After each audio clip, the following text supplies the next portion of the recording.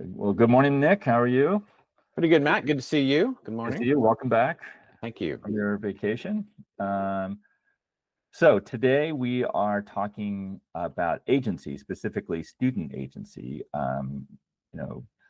High schools across the nation, colleges, universities are having graduation. So for whatever reason, we thought this would be a great topic. Now, so student agency. And Nick, do you have any kind of initial thoughts to kick us off?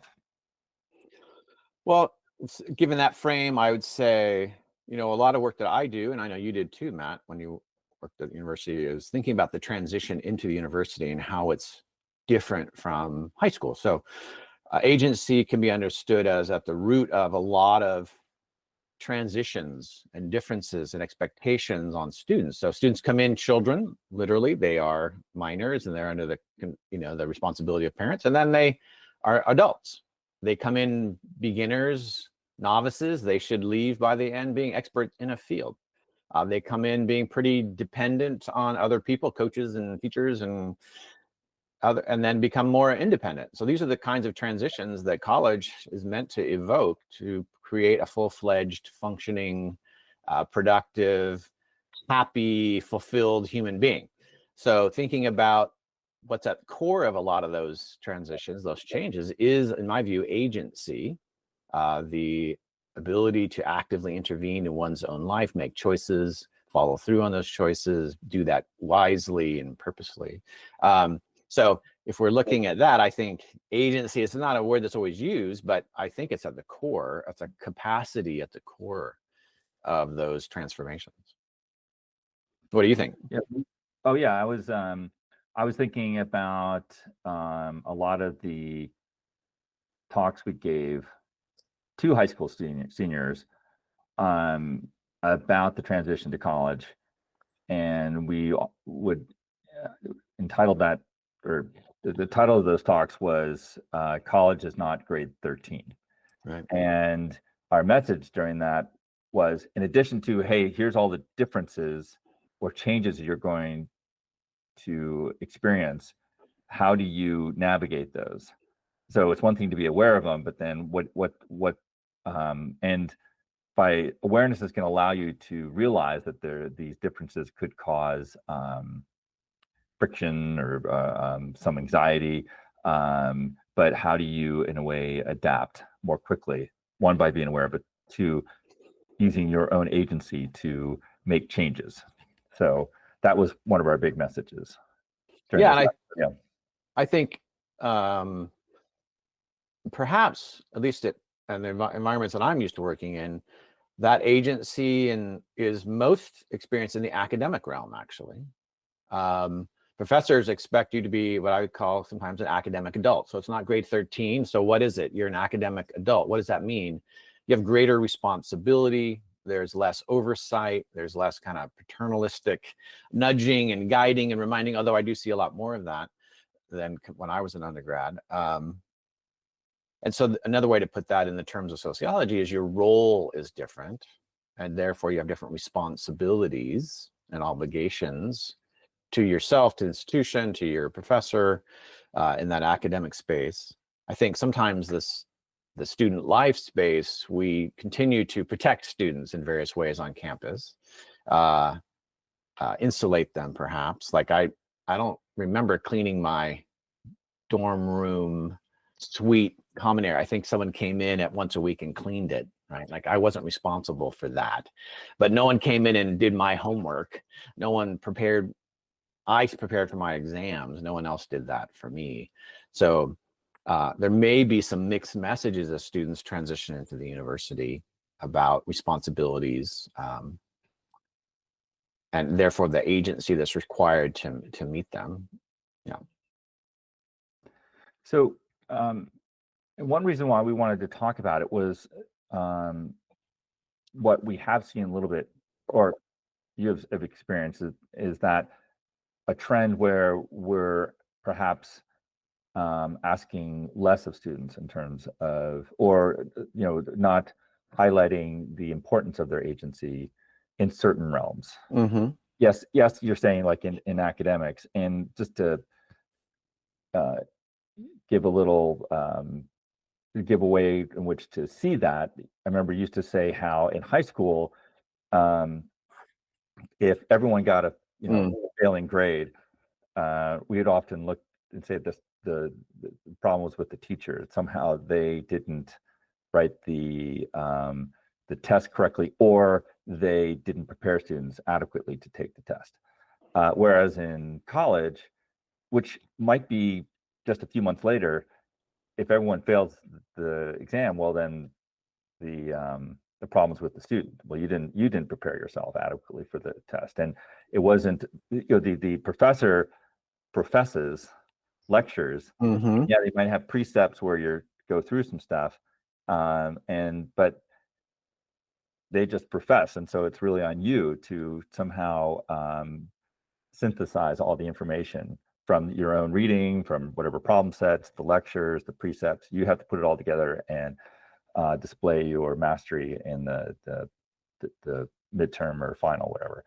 And so there's where your agency, you're held responsible. Now the question becomes, or the issue is, has that in some way diminished? So I'd be curious to get your thoughts on that. Well, reading in the popular press, it certainly seems to be that way. Reading in the press that's for a higher ed, many people say that. So, and I think it's useful, like you said, to get pretty specific and concrete. So I was just talking to a professor yesterday, and she said, I'm teaching this class, a neuroscience class, and students are coming in. She says, they said, I don't know how to take notes from lecture. And so they weren't, or not very good ones anyways. So she taught them. So she said, so we had this conversation. And so from the pedagogical point of view, from the faculty, this idea, you hear this phrase a lot, meet students where they are, to make institutions responsive and inclusive. And I'm all for that. The question is, you never hear what happens after that. Oh, after you meet them where they are, then what? What are you bringing them to? How do you do that? So meeting them isn't simply replicating high school instruction. That can't be the case, because the whole function of college education is to prepare adults and professionals. And a professional is ultimately responsible for themselves and their performance. They can't look to somebody else, right? We don't want the engineer building our bridges or our computers, or the physician in the emergency room when we need them to say, somebody else, they didn't teach me, or I don't know. This is counter clearly to what the purpose of a higher education is meant to be. In any case, so I think sometimes there's, in the effort to meet students where they are, which I'm all in favor of, is the response to that is not to equip them. It's not to recognize they have agency. They have this capacity to grow and develop, and that grow and develop, but also in the motivational or cognitive dimension, that they can make choices. They can be intentional. They can be purposeful. Of their own accord, and they have to. And I think maybe one of the reasons that this is reduced, we afford this possibility to students less, is people are concerned about the mistakes they made. We may live in a society and in an economy that's less forgiving of making mistakes. So in the social world, on social media, right, if you do something really stupid and that's captured, that can stick with you for a long time and have big consequences. In a very competitive, meritocratic educational and career system, labor market, the feeling is any one error and you can't get into Princeton or Ivy League. And so I think that leads parents and others to be, as you have pointed out, the snowplow parent, to either prevent mistakes from happening, to ameliorate them if they do happen, which is understandable. But the consequence of that is that subtly and not so subtly, students' agency is reduced because somebody else is making decisions. If I'm doing it for you, then you're not doing it by definition. Actually, Piaget said, anything I teach a student, I prevent them from learning. I think that was meant to be provocative, but there's some relationship. If I take on that role as your parent, as your coach, as your teacher, as a principal, as a counselor, as an advisor, then that's less that you do and that you learn how to do. And I think one of the big motivations is fear for our kids. And so I think that's one of the roots that, again, faculty and advisors and various folks in higher ed are observing and talking about. Yeah. So how does that? So there's the the parents, administrators, faculty who, yeah, out of fear because the mental health issues that a lot of students are experiencing, and so we're just fearful that of the consequences of perceived failure. But what about the students themselves? I mean, what's the result of that for them that you have observed? Does that make sense? Yeah, well, yeah, I think that's right. Well, that is a big question with respect to agency, because it's agency, certainly, I think, from my point of view and your point of view, rests upon a sense of how people conceive of themselves, their relation to themselves. So how do we learn about ourselves? Well, certainly, if you're familiar with the idea of the looking glass self in sociology, that we learn who we are by interpreting how other people treat us, right? Especially adults and other people. So I developed my self-concept in part, particularly as a young person, by how other people treat me. So do other people treat me as a child? Then I think of myself as a child. So I think that's crucial. Do they? I mean, I would say that's one way to do that. It's Do not. what? Well, it's just because other people treat me as a child. I think that increases the probability that I'll see myself as a child. It's not an automatic response. Right, because human being, for our purposes, human beings have agency. They can have a lot of different sources, and but I think, yeah, my point isn't that there's not an inevitability. It's that, but that is the power of socialization and enculturation, and in fact is one of the reasons why I would argue why we want to emphasize agency among young people. Is our society is not creating conditions where you're going to acquire responsibilities, where you're going to gain a greater sense of agency and confidence. Because that's not how our society is currently organized. That's not what parenting emphasizes. That's not what institutions are seeking. They're not seeking to create conditions where you're taking on greater and greater responsibility and pursuing risks and then learning from that and reflecting. This is not, I don't see our education system doing much of that, yet students need it. So if the institutions aren't doing it, then I would argue, then you're going to have to do it. That's agency. You're saying, I need to empower myself. I need to equip myself. But of course, if you think about the accumulation of the messages that led to that condition, that is very antithetical to that position. What do you mean? So I'm sympathetic to students, and I'm sympathetic to parents too. And they want their kids to be successful, and it feels like there's no room for error. But what is the long-term effect of that? It's not that people magically become risk tolerant and can handle anxiety and uncertainty if they got a degree from a good university. That doesn't just go away. That doesn't just develop. That's not how, my understanding, that's not how it happens. But then I think to your point, yes, I believe students are internalizing that in various ways. And it seems more. I've been in higher ed for 30 years. It seems more. Yeah, I think it's, I guess one of the tragedies of that, and we've talked about this before, is that really to have a life that's rich and there's flow and there's is a life where you engage with risk and take risks and challenge and there's growth through that.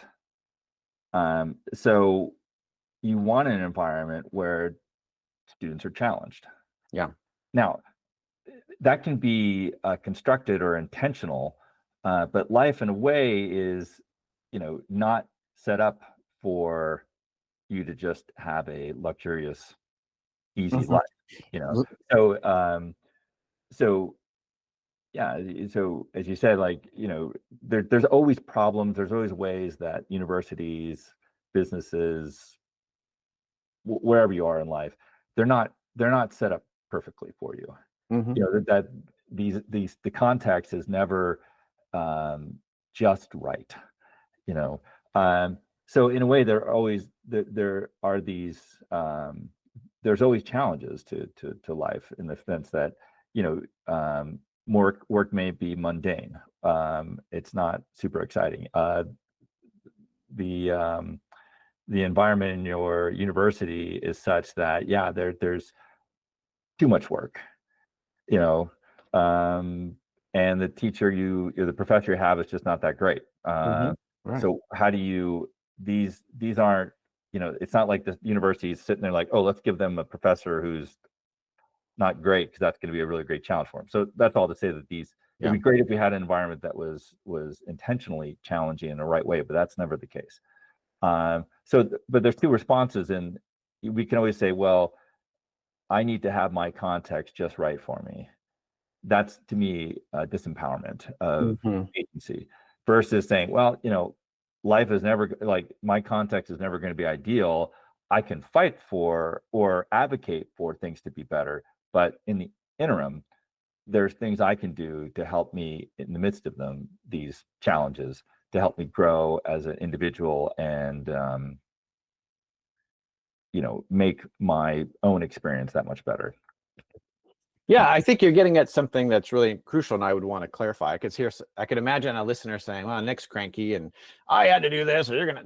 That's not my point. It's not that I want students to get a good education so I can get better medical care. That was to illustrate the point. But the point is that you're getting at, which is fulfillment, meaning, and purpose come from grappling with challenges in itself. Number one.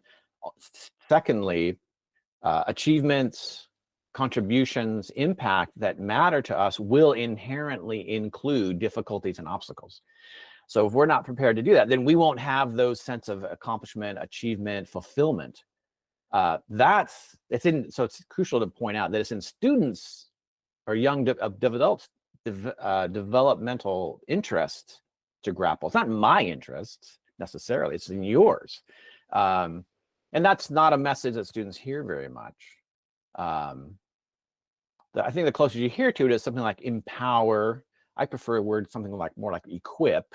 So empower is sort of like an attitude, which is important, but more equip is, what are the knowledge, skills, strategies, capacities, capabilities needed, sometimes non-cognitive, to be able to grapple with that. And then agency, to me, because it is a bit of a slippery word in my view, is the capacity that humans have to do that. We can reconceptualize our situations. We can survey our capabilities. We can make intentional choices about how we respond, not merely react or avoid or shut down. Those are understandable responses and perfectly appropriate under some circumstances. But what people who are fulfilled and happy in their lives, I think, learn how to deal with dis-ease, uncertainty. They change their environment. So if you have a job that has features you don't like, how do you change it? The job itself, you could change jobs, but you can also craft your job in new ways. How would you raise that with your boss? How would you implement a system to do that? I think that kind of thinking is, I think getting what you're at is, it's not just seeking another environment, another situation that's going to make me happy. It's actually changing the one I'm in a variety of ways, or changing me. Right. So how do you,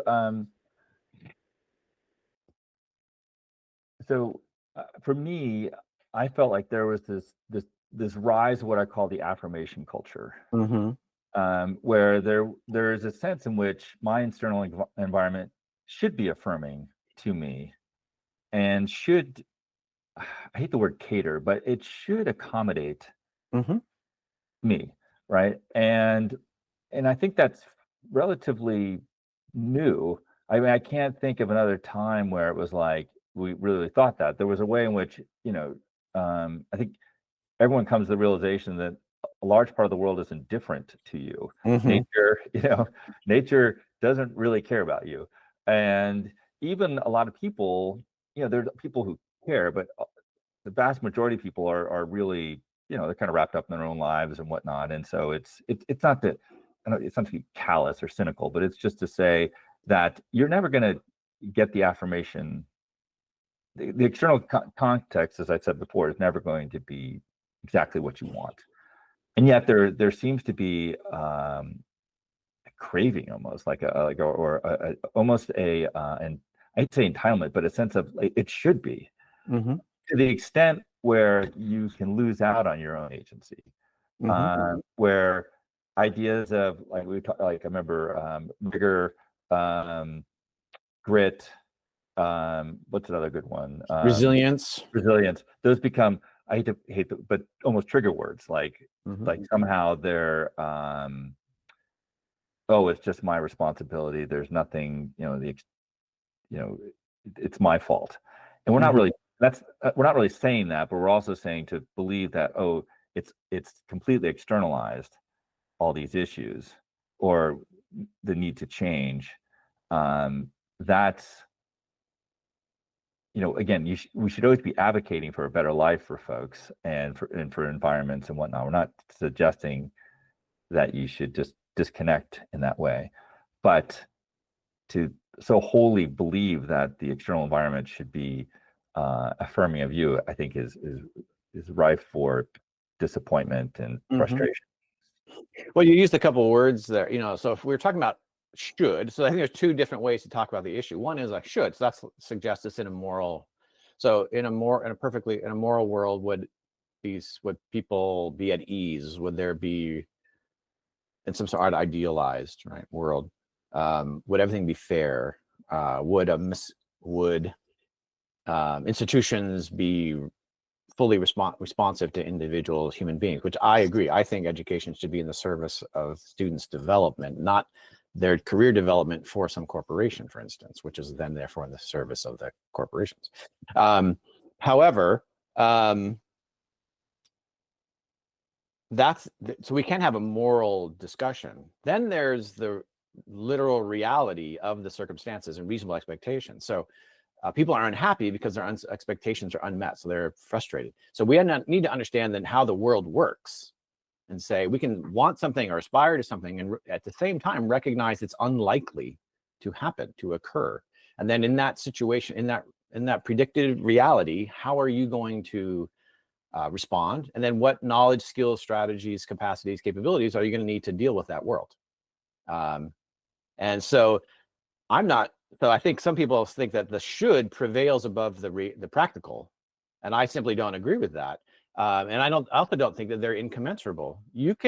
I have very high ideals and aspirations what education should be, and I know how the institutions work. And so then I say, what do college students need? Professors profess, they don't, for the most part, teach. Okay, given that, what do you need to do to have a meaningful education, to be transformed by what you're learning, to be able to apply it and use it for your own interests? Meaning it's meaningful to you, it's relevant, you get a sense of fulfillment, you can make an impact on the world. In many cases, these universities are not designed for students simply to be a passive receptacle and do that, not just absorb what happens in the classroom. Those things do not line up. Should it be? I'm happy to discuss that, but I look around and say, that's not the reality. And in fact, and I'm going to turn it and ask you, and from a Buddhist point of view, the starting point is, what's the reality? What is the case? What is the nature of human existence, the world we're in? And then from a clear-eyed assessment of that, then to make choices and choose actions. And then there's quickly a realization that that's hard. And to be able to do those things, I need to cultivate capacities and capabilities and skills of various kinds to navigate the world that is sometimes uncaring, unresponsive, unhelpful, and people have other interests, not to mention they have different beliefs about what's right. So sometimes I think that these things get conflated, or if I advocate for people to cultivate these abilities, that I'm conceding that the world just is and it's unfair and that's how it is, or somehow I'm giving it my approval. I'm endorsing unfairness. Not at all. So sometimes I think it's a little simplified in my view. I'm curious what does Kierkegaard say about this issue, and maybe with respect to agency, or at least this question of is this the anthropology, the reality of the human condition versus the aspirations and ideals that we might pursue? Yeah, no, I appreciate. I was gonna ask you to kind of, go the Buddhist route there just to see the land. Yeah, I mean, again, I have my interpretation of Kierkegaard, which I always joke there's as many Kierkegaard scholars are out there. That's how many interpretations there are of Kierkegaard. Same with Buddhism, I'd agree. Right, because it's just he's hard to understand, and so I take a very I affirm the fact that he was a Christian writer, that his religious writings were where we should start, where a lot of people will really focus on what's called a pseudonymous literature. So that said, if we do that, we could see that for Kierkegaard, we are creatures who are constantly seeking meaning, purpose, and fulfillment every single moment, even when we're not consciously aware of that. And the question is, then is where are we finding that? And for Kierkegaard, most of us are doing that by sinking roots into the things of this world, like, our jobs, perception of others, fame, prestige, whatever. And so the problem with those is that they're contingent, fleeting, temporal. And so that creates an anxiety, because we can sense that we have them for this moment, but we won't have them for the next. And so if we are so dependent on our context environment, the external world, that creates internal turbulence, be it anxiety to the point of despair. But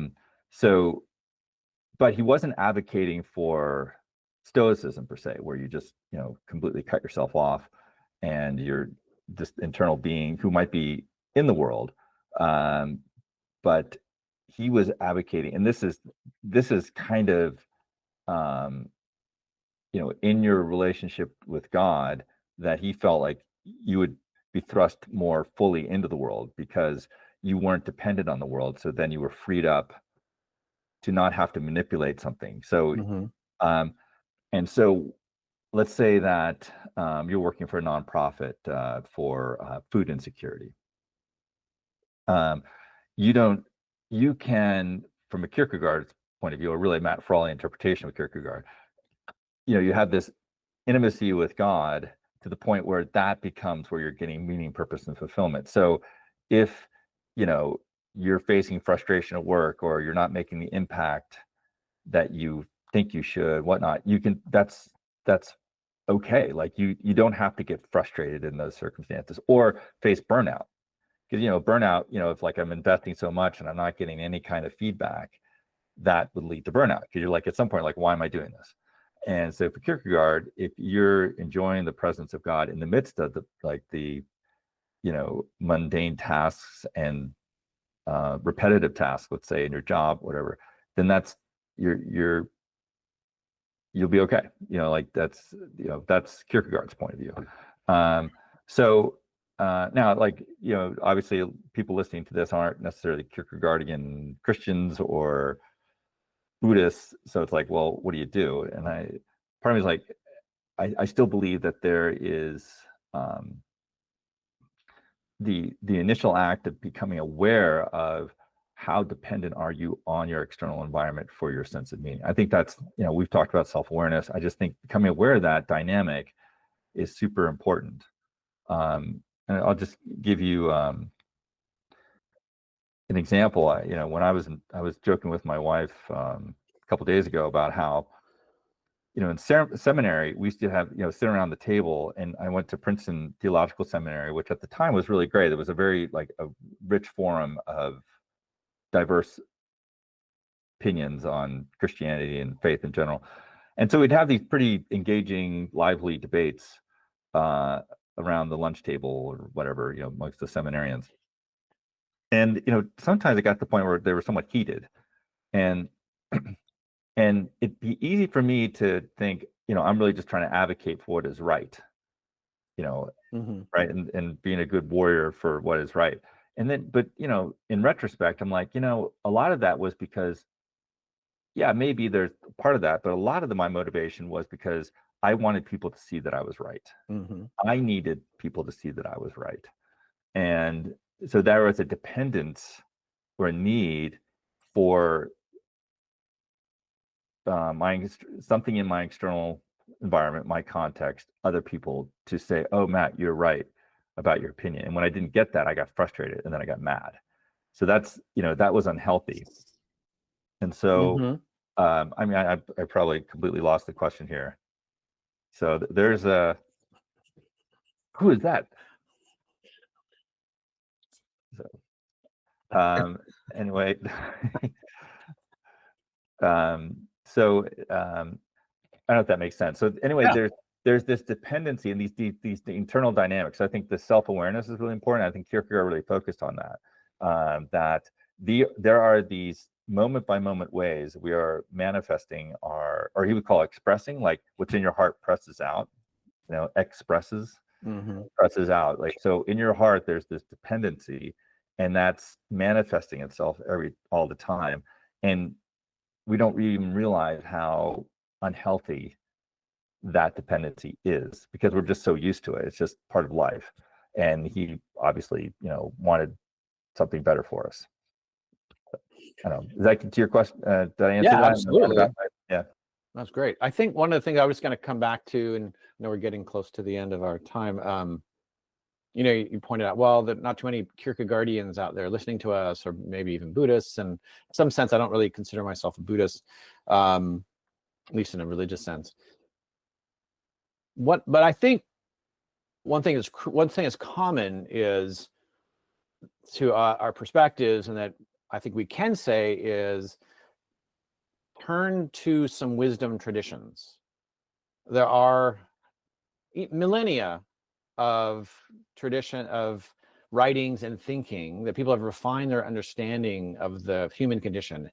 Our world is not so different because humans are not so different than we've been in the past. So anybody who's not a Buddhist or a existentialist, fine. But I don't think you're going to find insight into the human condition on Instagram. I really do not, or at least the conventional part, or most conventional media. And it's not that I talked about being a Luddite last time. I think there's a lot to be said for contemporary modern psychological research, for instance. But by itself is not sufficient. In my opinion, it's rare that people haven't found fulfillment, meaning, and purpose by acting in some way on some of these wisdom traditions, which are basically deep, reflective, introspective processes that yield these insights of what it means to be human. It's not obvious at all, and it's counter to our common culture to say you're going to feel more fulfilled, you're going to have greater well-being by doing hard things that are meaningful now than to always be seeking happiness on the other side of something. Buddhism said that, lots of other traditions. I think there's a lot of convergence on these traditions. So I think one of the things about thinking about young people and agency, and then why should I be agentic is kind of a question. What do you mean the world should change? And sometimes it should. But I would say, where are you getting that message? Who are these people? Do they seem really wise? Do they have a lot of knowledge and experience? Are they explaining why that they are advocating these positions? And I think if you examine that, more than ever, young people in this age bracket are getting messages from other young people. No disrespect. I'm in this field because I really enjoy that. But some of the weaknesses of young people is they don't have a lot of experience in the world. They don't have a lot of familiarity with wisdom traditions. There's not many 20-year-olds who've made deep insights about the human condition, and then put it into Instagram reel or TikTok. It's just very hard to do that. I'm not putting them down. I didn't, and my era didn't either. But what I didn't have is a full immersion in that made me perhaps affirmed or confirmed that we had some view of the world that was correct, or this world is so different that these wisdom traditions can't speak to us. I can understand that vantage point. If the rapidity of change and the turbulence, and there's so many aspects of our world that are different. My experience on the other end of that at 60 is nonetheless what it means to be human, regardless of the environment. There's a lot of commonalities. And I think committing oneself to that study, what have other people said, and then processing it inevitably through oneself. So it's Matt Frawley's view of the Frawleyan perspective on Kierkegaard. It's the Nic Voge perspective on Buddhism. That, I think, is part of our time too. But notice we're in dialogue with some tradition that's demonstrated its utility and validity over time. I'm not sure that the latest conversations on social media will actually sustain themselves. They'll actually prove to be enduring. And I think those that do will actually be echoing very much the traditions that we're talking about. Right. That's my guess. Well, I have not that I'll ever be a novelist, but the one idea I have for a novel cool is that the protagonist, whoever he or she is, just is going along with life and just kind of a normal life, and then something happens to them, some head injury or whatever, and all of a sudden they have a superpower, and it's that they can see the motivations of everyone's actions. Wow. Because we tend to evaluate people's interactions with us based on how it's affecting us. So just to be crass, like, okay, a wife gets flowers from her husband, it's like, oh my gosh, it's so nice, you love me. And then what he might be like, wait, what is the motivation behind that gift? Oh, what is he wanting to have? Just to be crude, like, oh, he's just doing that because he wants sex that night, like things like that. There's motivations, it could be, but there's often motivations that are much more self-serving than we think or know. And it's interesting when I talk to people, especially people come to for counseling and whatnot, and they're having an issue with some individual, and I'm always like, well, why do you think that person said that? What was going on in their head to think that? Because it's easy just to talk about the issues and not like, well, why does that person even bring up that issue? And they're always like, what do you mean? Like, it's so novel to so many people to do that. And then and for just to go back to students, I'm like, is it necessarily the case that someone who's making your life easier is doing it out of genuine care for you, or are they catering to some need they have to avoid whatever, to somehow eliminate a fear that they're anticipating or experiencing? So I don't know, so that's part of the novel, but then the part of that, because that could lead to really a lot of despair, because you could see the motivations and how, in the end, a lot of us are all selfish, we're just looking after ourselves. And I used to somewhat comfort my daughter this, or like if she was worried about what she was looking, how to dress for the prom and whatnot, and I'd be like, everyone else is just concerned about what they're going to look like. They're not really thinking about you. If they are thinking about you, it's in comparison to themselves. So does that, I don't know if that was comforting or not, but so how do you, but once you come to that realization that people's motivations are really what we should be looking at, then how do you deal with that? Because that Mhm. can be very discouraging. So anyway, there's my novel that'll never get written. So Yeah, I have a bunch of those in my head too. All the yeah, books that are never written. I mean, I don't know if I guess I have a couple of reactions to that because a couple things strike me. You know, the Buddhist perspective is that understanding of kind of the misplaced or misguided motivations is actually the basis for compassion. So we say, they, like me, have these needs to protect the self, to bolster the self, to seek affirmation, and this is a losing equation. Like that's not going to work. So I can feel empathy for them and compassion. That's an understandable human need that leads to a drive that will not resolve itself. That we have to intervene with our agency, but that could right. actually give me a sense of compassion and actually tolerance too. Like, oh, you're acting selfishly because you are a conventional human being. No, I think that's true, but that's contingent on or dependent on not needing their affirmation. Contingent for you mean the person who's compassionate? Yeah, Yeah, probably. because if I need that, then I'm like, you don't love me, you don't care for me, and so you have to not need. There has to be. Does that make sense? You can't be so dependent on what other people think of you or need you or the perception of them Yeah. in order to be compassionate. Well, I think the Buddhist view would be that contributes to your ability to not need their affirmation. Yeah. No, yeah. Does that make sense? So you that Yeah. could be both the effect, but also the cause, because human beings, causality. No, I see that. No, Yeah. I agree. I think the point that I would make is that's a way to accept people's self-serving motivations without it feeling so negative toward yourself. You can say, I have those same motivations. I don't always act on them. Sometimes I do, sometimes I don't, perhaps.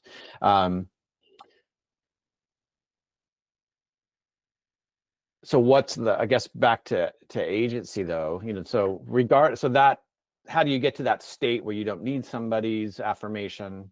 I think, one of the things I would say is agency is de-emphasized, it seems to me, in education and but is actually more important than ever because of the power and immediacy and pervasiveness of messages that people are swimming in that are counter to the idea of agency.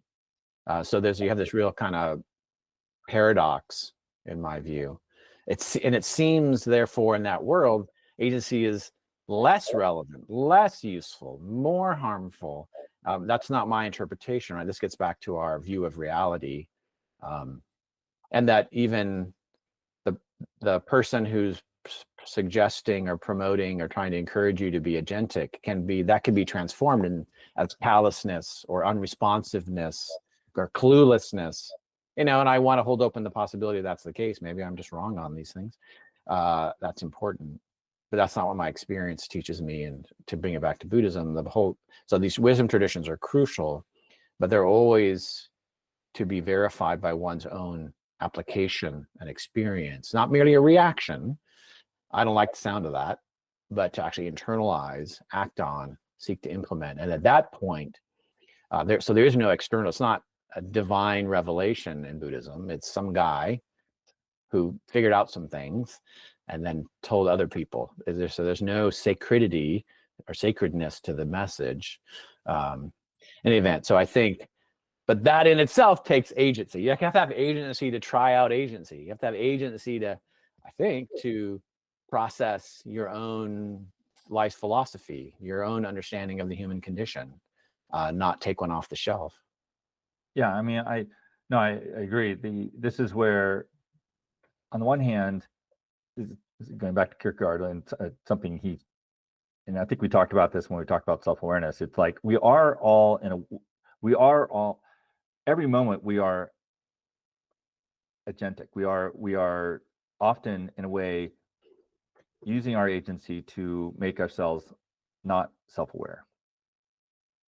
We're just kind of so focused on externals, whatnot, or just, kind of escaping into social media. And at some point, and so Kierkegaard's like, okay, if that's where people are, what do you do? Like, there's like, I can't be like, wake up, because their agency is being used to stay asleep in their illusions. And so for Kierkegaard, that's why he created these conditions, this, between a pseudonymous and religious writings. He felt like he could create dissonance, and that, would kind of wake people up. I can read my dissertation if you want to learn more about that. But so people somehow have to wake up to themselves and say, what am I doing? This is ridiculous. This isn't, I don't want to live this kind of life. This isn't satisfying. And then in that moment, when they kind of awaken themselves, then they can start, like you talked about the wisdom traditions, whatever, like, yeah, you're kind of woken up to yourself, but you're kind of like, what do I do now? Like the world kind of changes. It's kind of like, The Matrix. This is what's so great about the movie The Matrix, because it was, based on, you've seen the movies, right? I don't know, these days, I don't know how people have seen it, but obviously there were references to Plato's Republic and the allegory of the cave and the person coming out of the cave. We can go into that another time, but Neo kind of wakes up to reality, and reality is stark and dirty and unpleasant, and the former world was so much better, but it was an illusion, and so he can never go back. He doesn't want to go back, and so having some kind of guide there is really great initially, to help you. So just as we're trying to, as always, we're kind of somewhere in this discussion on this meandering path, but I think just to say one thing, we're saying, like, we're not advocating for some removal or isolation from your context of the world. We're just, I think it's important, because people say, oh, Matt and Nick, you're saying these institutions or society or structures in society are fine. You shouldn't change it. We're, like, as you've pointed out, no, we have a strong sense of the need to make changes in the university and the society and whatnot, and we're advocating that. But we don't want people to somehow so impute onto externals or your context all the need for the change that you don't look at yourself to say, because then that's going to create even more anxiety and frustration on your part. And in the end, like, you have only yourself. Like, you need, you're with yourself all the time. And so we're just hoping that people awaken to themselves and start on a path to really making themselves, living a richer life through changes they can make to just deal with all the issues and the imperfections of this world around us. Right? Is that? Absolutely. Okay. Yeah, just so I guess I'll say one thing to bring it back, as you started with college students. So what does that look like in practice? So that means that means for me, how do we improve education as an institution? We make it more meaningful, purposeful, and fulfilling, not easier. And in fact, making it more meaningful, purposeful, and fulfilling may make it harder. And why is that? Because we want students to suffer? No, because we think that's the basis of well-being, and including making contributions to the world. If I do something to make contributions to a complicated world, I'm going to have to learn how to do hard things. And school is a good place. University is a good place to learn how to do that. And will then students have some discomfort and disease? Will they feel overwhelmed sometimes? Yeah, but I believe they have the capabilities to manage to deal with that, to learn from it. In fact, most people, I think, who've learned valuable lessons learn from the hard things. That difficulty was the basis, the launch, the springboard to transformational learning. So that's a paradox. It's probably going to hurt a little bit. And we as adults and educators can both we're not to be callous to that. We have to be able to tolerate that and then equip students to deal with that. And in a society that maybe isn't so well designed for that. All right, well, thanks, Matt. I appreciate you raising this topic of agency. I think it's a important and difficult one. I look forward to our next conversation. Agency will be crucial into in the theme of Tomorrow Mind, which is how do we make choices and take actions that bring us fulfillment and meaning and purpose in our work lives.